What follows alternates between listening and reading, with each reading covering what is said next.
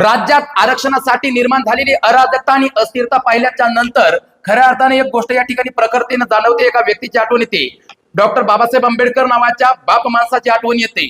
कारण इथल्या प्रस्थापित लोकांनी, इथल्या वच्चे वर्णीय आणि व्यवस्थेनं, इथल्या चातुर्वर्णीय व्यवस्थेनं जिथं डॉक्टर बाबासाहेब आंबेडकरांना नाकारलं, त्या डॉक्टर बाबासाहेब आंबेडकरांनी या देशाचं पवित्र असं संविधान लिहिलं आणि त्या संविधानामध्ये आपलं आरक्षण कसं टिकल याची सुरू असलेली धडपड पाहता मग लक्षात येतं खऱ्या अर्थानं की बाबासाहेब आंबेडकर नावाच्या बाप माणसाने किती या ठिकाणी संघर्ष झेला असेल, किती हालापेष्टा सहन केल्या असतील। लक्षात घ्या, जिथं दलितांना गावकुसाच्या बाहेर राहावं लागायचं, आज त्या गावागावामध्ये नव्हे, त्या शहरामध्ये आणि शहरातल्या चौकामध्ये आज मात्र बाबासाहेब आंबेडकर नावाच्या बाप माणसाचे पुतळे असे थाटात उभे आहेत। लक्षात घ्या, आणि संविधानानुसार सुद्धा या देशाचा कारभार चालतो। लक्षात घ्या, हवी जी गोष्ट करायची असेल तर संविधानाच्या नुसारच करावी लागेल, संविधानाच्या म्हणण्याप्रमाणेच करावी लागेल। लक्षात घ्या, काळ बदलला।